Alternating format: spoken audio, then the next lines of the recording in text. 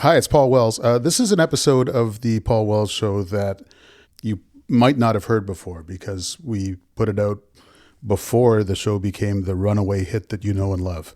Hope you enjoy it again or for the first time.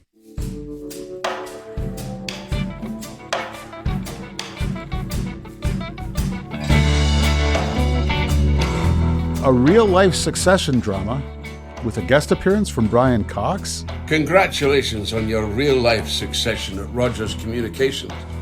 And also having Joe Natale to fuck the fuck off. This week, the author of a rip-roaring new book about the power struggle at Rogers. I'm Paul Wells, the journalist fellow in residence at the University of Toronto's Monk School. Welcome to the Paul Wells Show.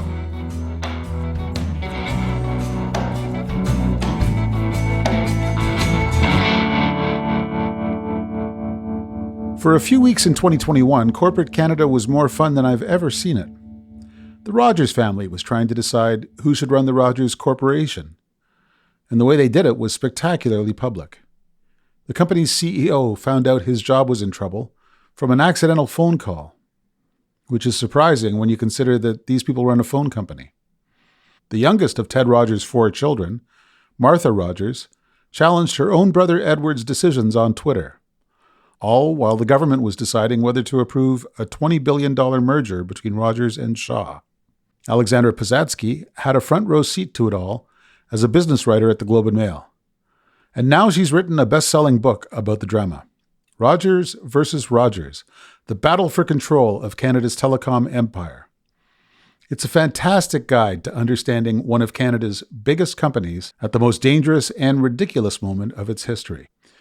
And yes, near the end, Brian Cox from the HBO show Succession makes an appearance. I'm not even making that part up. We'll get to that before this strange tale is done. Alexandra Posadzki, thank you for joining me today. Thank you so much for having me. I want to first talk about the terrifying moment in every writer's life when they realize that they're going to be writing a book. When did you decide this Rogers mess had gotten so big that the only way out was to write a book? Well, to be quite honest with you, I was approached about writing a book by my agent, Martha Webb, and it was shortly after I had broken the story for the Globe and Mail about the alleged butt dial that had alerted the CEO of Rogers to the fact that his job was on the line. And one of the things I learned, because I haven't been following the coverage day by day, one of the things I learned is that the existence of the butt dial is hotly contested, that it's really not sure how Joe Natale learned that he was maybe for the high jump. That's right. So the version of events that has come out in sworn affidavits in court by Joe Natale, as well as several other directors of Rogers, is that Joe, and it turns out this was actually a butt answer as opposed to technically a butt dial, is that Joe had called his chief financial officer, Tony Staffieri, and Tony had allegedly inadvertently answered the call while the phone was in his pocket, while he's having this discussion about how he plans to reshape the leadership ranks of Rogers Communications when he imminently becomes the CEO of Rogers. And this, as you can imagine, comes as a shock to Joe, who thought that things were going quite well, given that he had just signed a deal for Rogers to acquire for $20 billion Western Canadian cable company Shaw Communications. This was the deal of Rogers founder Ted Rogers' dreams. The whole family was aligned on the importance of this deal. And then the other version that later has emerged is that, Tony has denied the existence of a butt dial. He did so in kind of a very specific way in the Toronto Star, saying there was no call to Joe, there was no call by accident to Joe. Some sources that I have spoken to have gone further than that and have essentially said that they doubt that there was this inadvertent phone call at all, whether it be a butt dial or a butt answer, and that Joe actually learned of the plan through some other means, for instance, by monitoring Tony Staffieri's communications. And all of that serves as a handy reminder that while this is an extraordinarily juicy business story, almost every aspect of it takes a fair bit of setup before people can understand why it was so astonishing that these people who run a phone company didn't know how to use their phones. And so let's back up a little bit. Why does Rogers matter in Canada? Well, Rogers is a company that touches millions of lives, not just through their wireless and cable offerings, but also because they own media companies, they own sports teams, they own the Rogers Center, where Taylor Swift will be performing soon. And it was really this company that was started by Ted Rogers, who had lost his own father when he was young, and subsequently to losing his father, his mother effectively sold off the family's position in the family business and was sort of left with nothing. And so she instilled in Ted this desire to bring the Rogers family name back into prominence. And so he, goes to boarding school and he grows up with this kind of singular goal of restoring the family name. He goes and he starts building this company, first in TV and radio and then in cable, and then has the brilliant foresight to get into wireless while people still have a lot of doubts about wireless, and essentially creates through these mountains of debt, this investment grade company. And just to kind of set up the players a little bit. So Ted has 4 children. The eldest of them is Lisa Rogers, followed by his first and only son, Edward Rogers. And then we have Melinda Rogers and Martha Rogers. And as Ted is getting older, there's all these questions swirling around succession. He's obviously this larger than life figure within Rogers. There's, jokes going around about how there's no decision at Rogers too small for Ted to make. Which is actually probably a bit of a truth more than a joke. And so everyone's wondering what's going to happen to this company when Ted ultimately steps aside or passes away. And at the same time, we see 2 of his children, that is Edward and Melinda, kind of working their way up through the company into progressively senior roles. And so within kind of the rank and file, there's this perception of a rivalry between Edward and Melinda. And what Ted ultimately does is he decides that he's going to actually leave it up to the board to choose the next CEO of Rogers, but he strongly indicates a preference for a non-Rogers family member, and that is the head of the company's wireless business, who becomes the COO, a man named Nadir Mohammed. And at the same time, there's another succession for Ted to plan, and that is who will be the controlling shareholder of Rogers Communications. Because, of course, Rogers has this dual class share structure where they have Class A voting shares and Class B non-voting shares.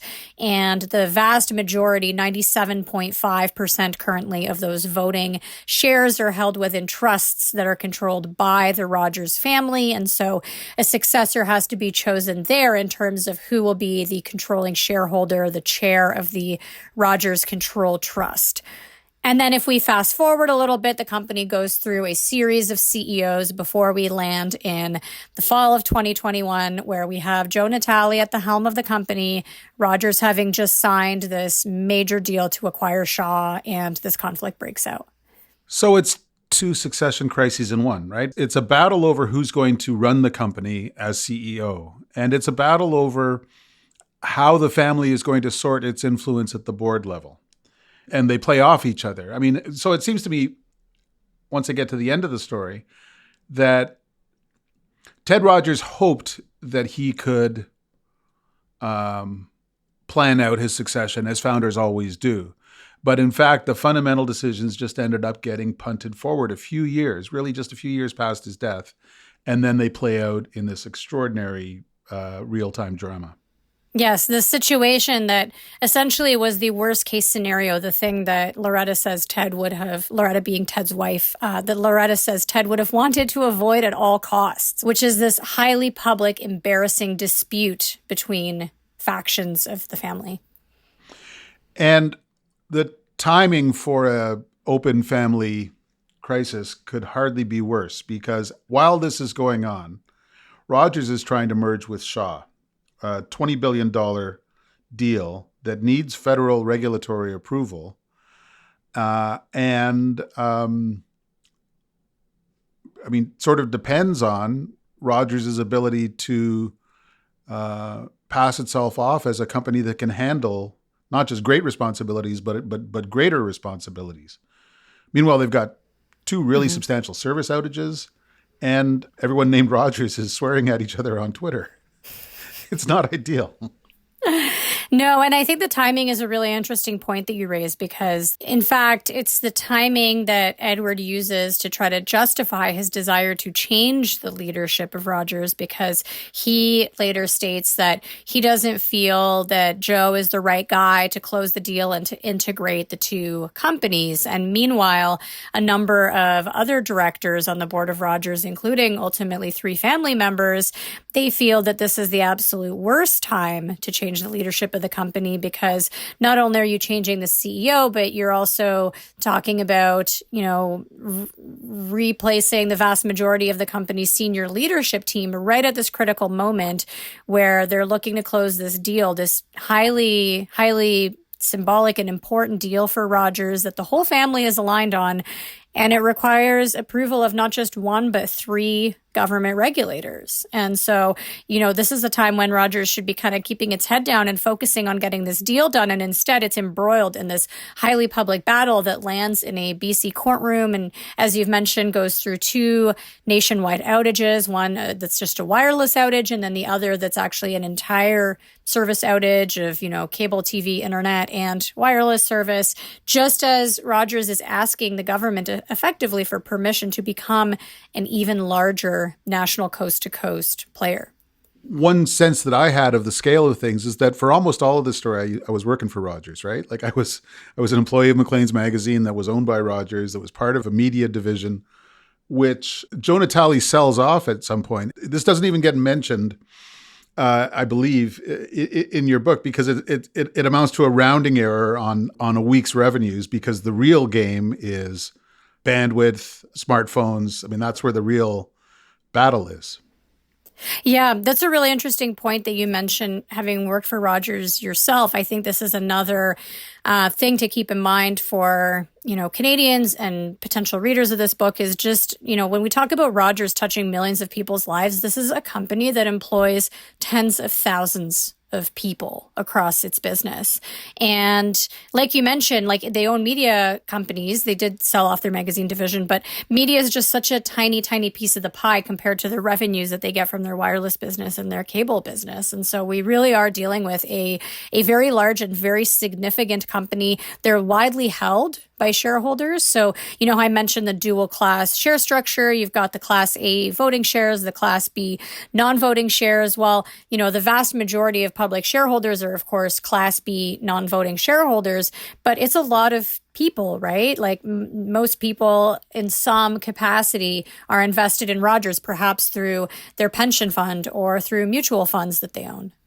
Oh, yeah. And incidentally, this kind of striking revolving door situation where they have 4 CEOs in succession, so to speak, after Ted's demise. The only one I ever sort of met and had any conversations with was this character, Guy Lawrence, who perhaps mercifully for him was discarded as CEO before the real fighting began. I mean, it's unusual for a corporation of this size to just rifle through CEOs as quickly as this one was doing for a bit. It seems to have reached some stability now. Well, that was certainly one of the issues that Melinda raised when I had the opportunity to sit down and interview her for the Globe and Mail, was that, she firmly believed that there were advantages to being a family-controlled company. And the chief advantage, as she puts it, is the ability to take a longer-term focus, right? So when you look at public companies where you don't have a controlling shareholder, they're really subject to the whims of the market. There's this real focus on the quarter-to-quarter bottom line. And when you have a controlling shareholder, you can take this longer-term focus. And you saw this with how Ted Rogers ran the company, right? He took on big risks, even though he was widely criticized for some of the moves that he was making. He was called a gambler because he was, always betting the farm. And yet you look at how it turned out, and, he created this, blue chip, investment grade, stable, massive, telecom and media empire. And, what Melinda points to is the fact that there's been this turnover in the sort of upper ranks of the company in terms of the CEOs, right? We had Alan Horn, the former chairman, be CEO on 2 occasions on an interim basis. We had Nadir Mohammed, we had Guy Lawrence, then there was Joe Natale, now it's Tony Staffieri. And so she points out that this kind of revolving door, it's not just the CEO, because with every new CEO, you also have a whole new leadership team that's assembled, right? Every CEO comes in, they have their own vision, they have their own plan, they want to put in their own team. And so there'd be these periods of time in between CEOs, for instance, where you had these projects that have been going on for a long time, and now they're just kind of shelved for a bit. You don't know whether to keep working on it or whether it's going to go forward under whoever the new leader is. So this creates a lot of uncertainty within the rank and file. So the central conflict, the conflict around which the butt dial or the butt-related conversation happens, is over whether Joe Natale will continue as CEO or whether Tony Staffieri will be brought in to replace him. Staffieri had more history with the company. Natale had been brought in at the highest level from outside, from another telecom, from TELUS. Is this only about sort of spoils and personalities? Is it about who gets to drive the truck? Or are there real different corporate philosophies? Rogers run by Joe Natale for 5 or 10 years versus Rogers run by Tony Staffieri for 5 or 10 years. Are they different companies doing different things? Well, yes and no, because when you look at the telecom business, I mean, it's not an early stage growth industry right now. Like, it's a pretty established industry. They've got high penetration. So there are, of course, differences in strategy, but I would say the chief differences are essentially in execution, right? So you look at, for example, the Shaw deal. Everybody was aligned on the importance of the Shaw deal. Joe Natale wanted the Shaw deal. Tony Staffieri wanted the Shaw deal. Every member of the Rogers family wanted the Shaw deal. And so you do have, certain things where, everybody wants more wireless subscribers. They want higher profitability margins. They want lower churn, meaning less turnover in the customer base. But some of the people that I spoke to who have since left the company, they did feel that there were differences in the organizations. They felt that Joe Natale was the kind of leader who really cared about employees and their development, and that he was really focused on things like improving morale in the call centers and improving customer service. And they felt that in contrast, Tony Staffieri's Rogers was one that was too financially focused, too focused on the bottom line, treated employees as if they were numbers on a spreadsheet to be manipulated in order to make quarterly targets. And then in contrast, if you speak to people in Tony Staffieri's current leadership team, they will say that Joe's team was not executing well, that the company was lagging behind in a number of key metrics, and that now that Tony's in charge, the company has actually regained its leadership position in those key metrics. And, this is essentially a business whose aim is to make profits for shareholders. And so, they would say that that is the correct focus. And Joe Natale, his tenure at TELUS before Rogers kind of split the jury. Like, people had very different recollections about what Joe Natale was like as an executive at TELUS. Yeah, and that's one of the things that I find so fascinating about this whole story is you have CEO compensation and you have all of these compensation consultants who are, all very smart and qualified people.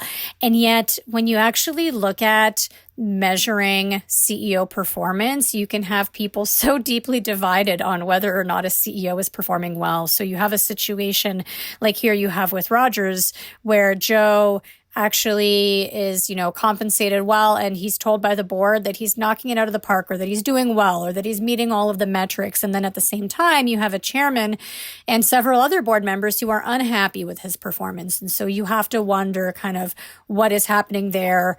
Is he being measured by certain board members, perhaps in a way that is different from the way that he's being measured according to the official metrics in his performance review, right? Because he's been given good performance reviews. And it's interesting because that is very similar to what he experienced at TELUS. Now, a lot of the analysts that I spoke to actually said that Joe Natale was not in the role long enough at TELUS in order to truly get a proper grasp of whether or not he was performing in the role.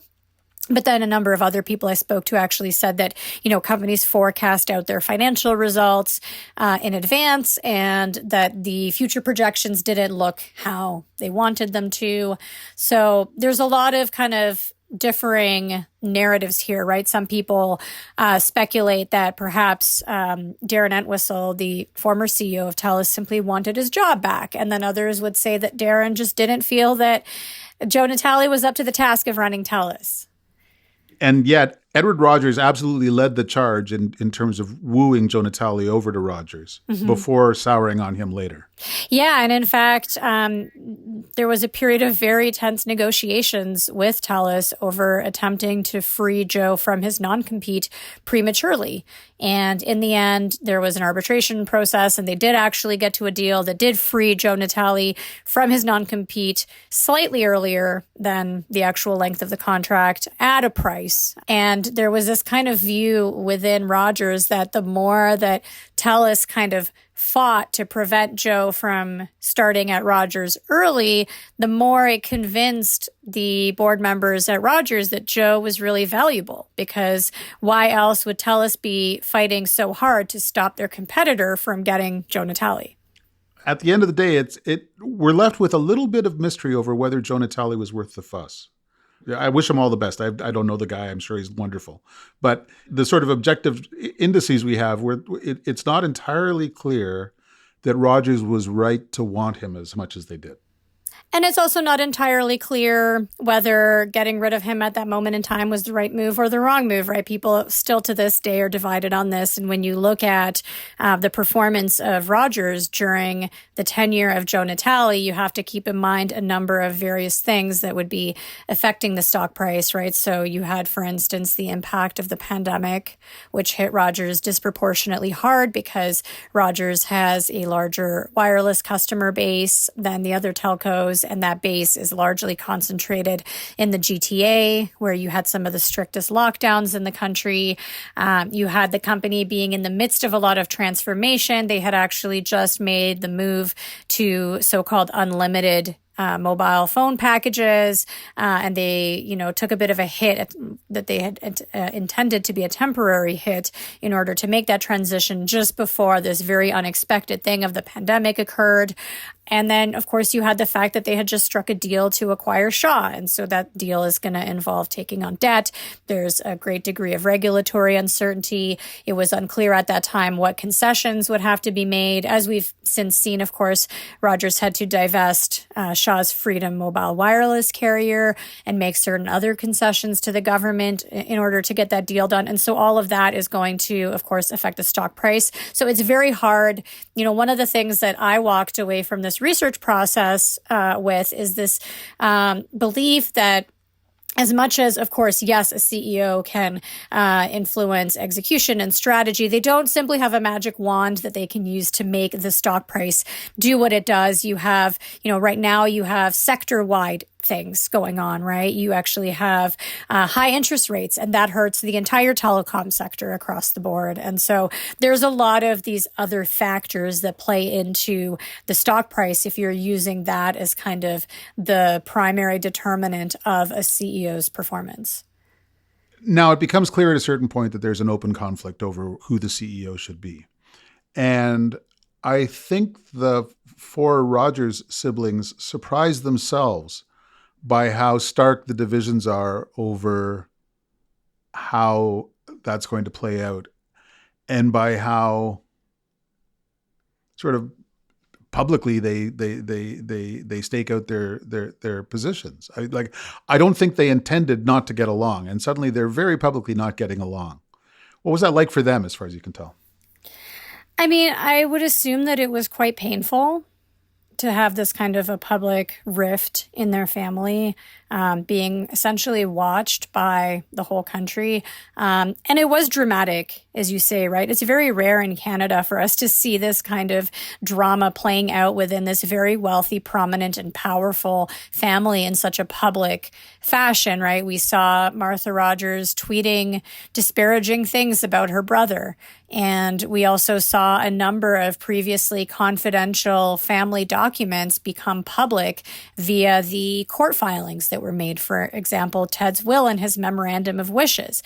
Because, of course, this conflict over the leadership of Rogers became so fraught that the board of Rogers ended up voting to oust Edward as chair. And what Edward ended up doing is going to the Rogers Control Trust, securing their support, and then essentially deciding to reconstitute the board of Rogers Communications to remove the 5 independent directors who were opposing his attempt to make the changes to the leadership. And so, and then a thing that was really shocking for a lot of people was the company then comes out and says, Edward, the way in which you've done this through a written resolution without assembling all the shareholders for a shareholder meeting, we don't think it's legally valid. And so the board of Rogers actually remains constituted exactly the same today as it was yesterday. And we're just going to ignore this change and move forward. And so I think for maybe the first time in Canadian business history, certainly as far as me or any of my editors at the Globe are aware, you have this situation where you have hypothetically, you have two boards of Rogers, and nobody can definitively tell you which board is the real board. And at one point, they were meeting simultaneously. The Rogers board and the family trust, the pretend board and the real board, as I thought of them, but that was in conflict. It wasn't obvious which was the real board. Well, you had the Rogers Control Trust, and then you had the old board, and then you had the new board. Right. And so you did have these dueling meetings of the control trust and the board, the original board. And that was kind of before this written resolution was submitted. But yes, we did have this kind of situation that one of my sources has called Schrodinger's board, because you don't know which is the real board. And this is why it ultimately lands in court, because Edward goes to the BC court. Little known fact is that Rogers, despite being this Toronto headquartered company that is, sort of very prevalent in the very fabric of the city, they're actually incorporated in British Columbia, which is something that Ted had enacted for various reasons back in the day. And so what most people don't know, and certainly I didn't know before all of this, about the BC Corporations Act is that it's unique in allowing for this sort of a change for the board to be reconstituted through a written resolution without a shareholder meeting. Of course, the shareholder meeting is kind of a formality, right? Because Edward effectively controls 97.5% of the voting shares of Rogers. So even if you did assemble all of the shareholders, he would still be able to reconstitute the board. The difference is it would take him time. He'd have to call the meeting. There'd have to be a notice period. And then at the meeting, shareholders would have the opportunity to ask questions and ask for the rationale, because at that time, Edward had said very little, if anything, really publicly about why he wanted to change the leadership of Rogers Communications. And so, some of the corporate governance experts felt that, a shareholder meeting would at least allow an opportunity for the issue to be discussed fulsomely. On the other hand, Edward's camp felt that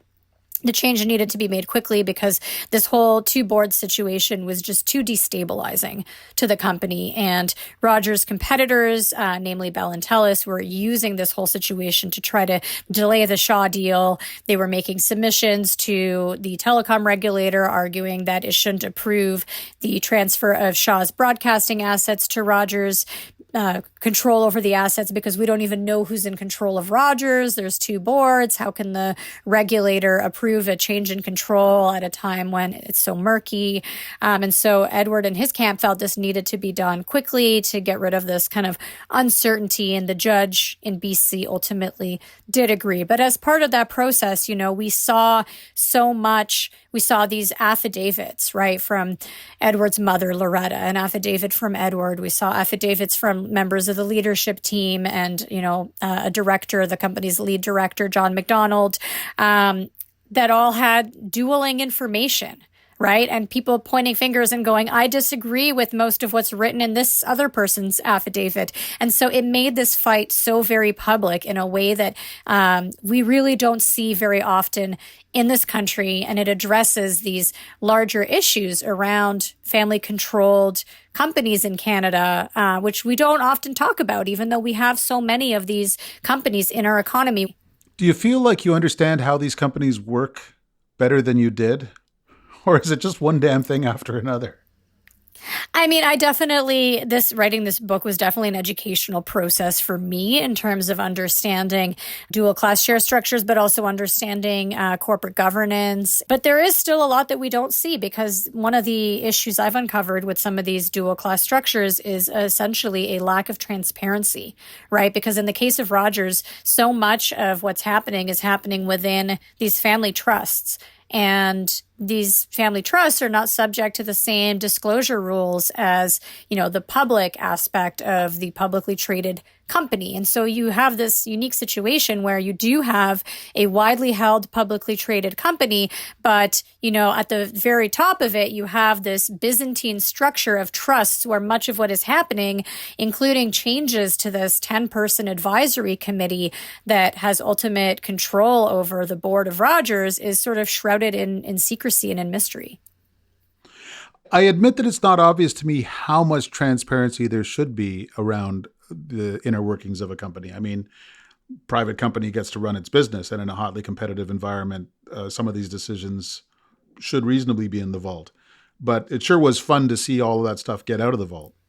Well, I mean, the thing about Rogers is that it's a public company, right? It's not a private company. And so you have public shareholders.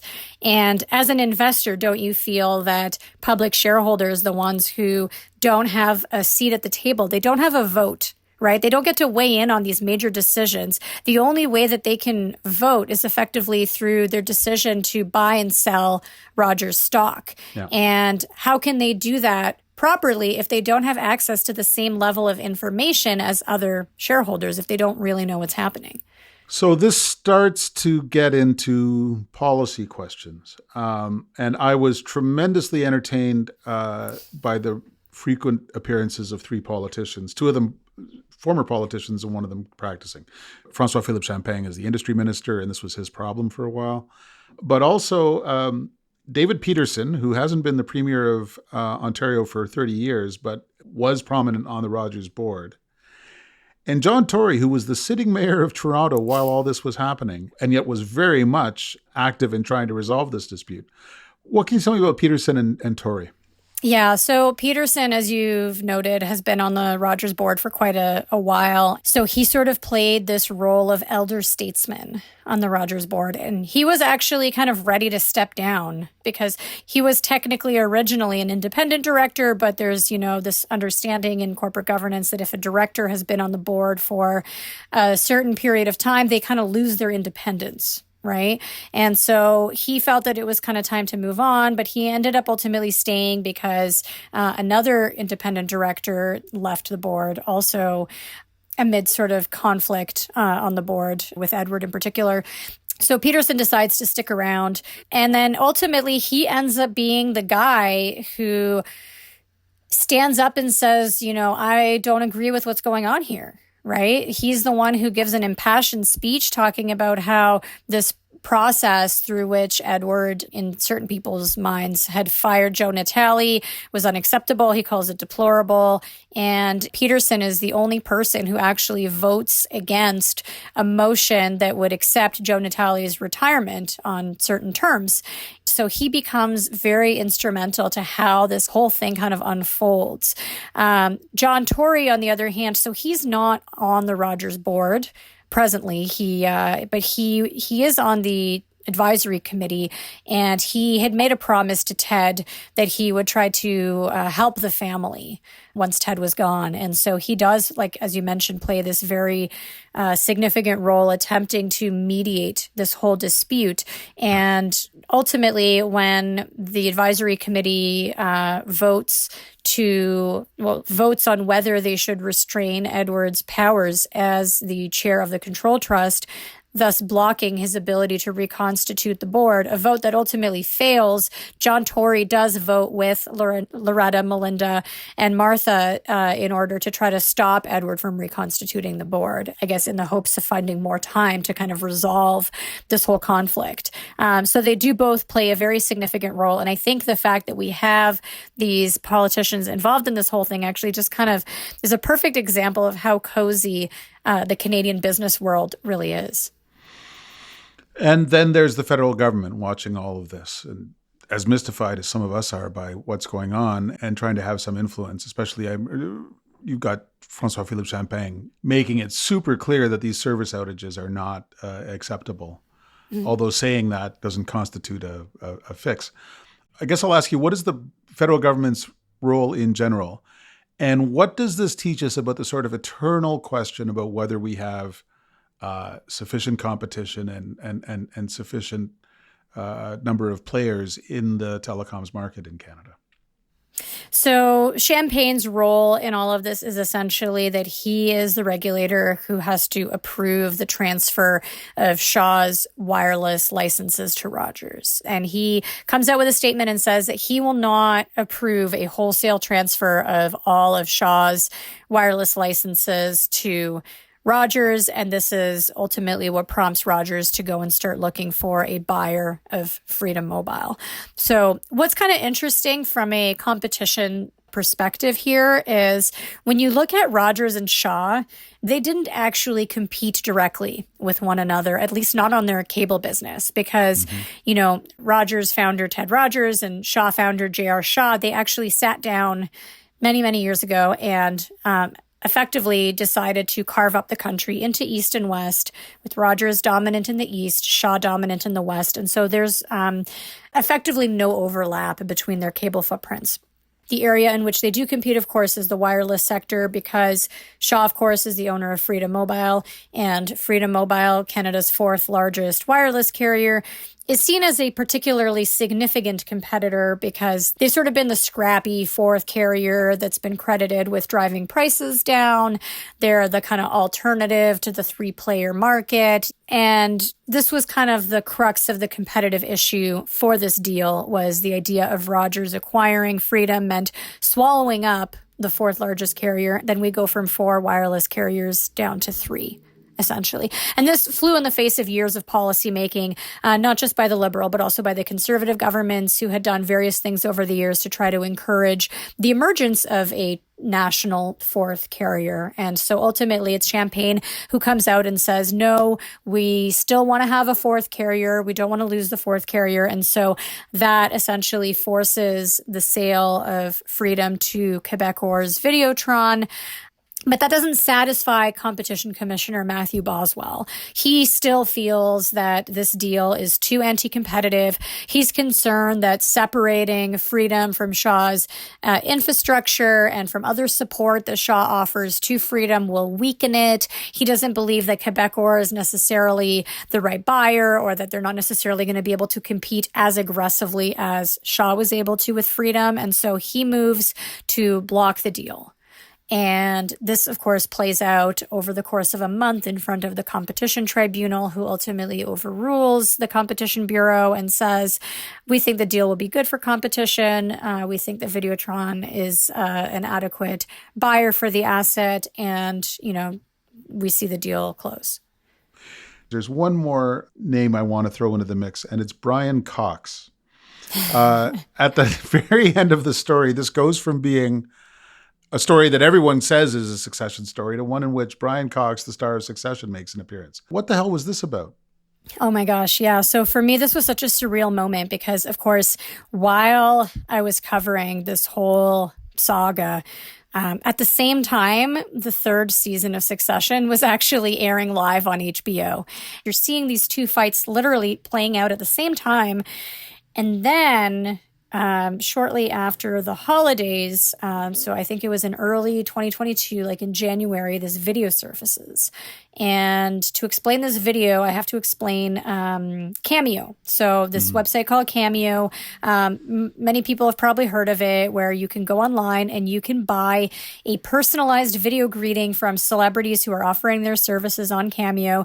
You send them a script and they will read this greeting for, your family member or your friend, wishing them a happy birthday or a Merry Christmas or congratulating them on an achievement or what have you. And so somebody purchased a Cameo video from Brian Cox, who plays Logan Roy, the patriarch on Succession, congratulating Edward Rogers on his real life succession at Rogers Communications and on getting Joe Natale to F the F off. Yes. And we got a copy of this video. We ran it on the Globe, and it attracted a lot of attention, as you can imagine, because this is the first kind of moment where like the walls between fiction and reality are just crumbling down, right? You no longer have the separation between these two storylines anymore. And what's interesting is the existence of that video and the fact that it became so widely disseminated actually is a point of contention in Joe Natale's legal battle with Rogers Communications, which is still ongoing, where he talks about how this video was essentially created to disparage his reputation, and many of his friends and professional contacts wound up seeing it. At the end of the day, you are left with a reinforced sense that these very large companies with a million moving parts are still very human stories, with all of the absurdities and fallacies of any human activity. Yeah, I mean, I think this is something that's often overlooked when people think about business stories, right? Mm-hmm. Is you think about a business as this kind of faceless corporation, but, the people who run businesses are humans, and the people who work in those businesses are humans, and the customers who are touched by those businesses and who provide the profits to those businesses are humans. And so I think all business stories have personalities and human elements, but I think that is particularly true when you look at family-controlled companies, because you have individuals with an outsized level of influence over those companies. And when you look at Rogers in particular, when I was working on this story, people would ask me, like, are you writing a family story or are you writing a business story? And I would say, well, both, because how do you separate the Rogers family from the Rogers business? You can't. The two are so tightly interwoven. Well, one thing we couldn't have done without was a well-informed tour guide, and that's Hugh. The book is called Rogers versus Rogers, Alexandra Posadzki from the Globe and Mail. Thanks for writing it, and thanks for walking us through it. Thank you so much for having me on your show. I really appreciate it.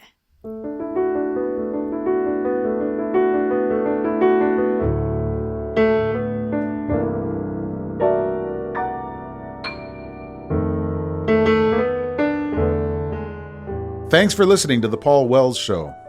The Paul Wells Show is produced by Antica in partnership with the University of Toronto's Munk School of Global Affairs and Public Policy. Our producer is Kevin Sexton. Our executive producers are Laura Reguer and Stuart Cox.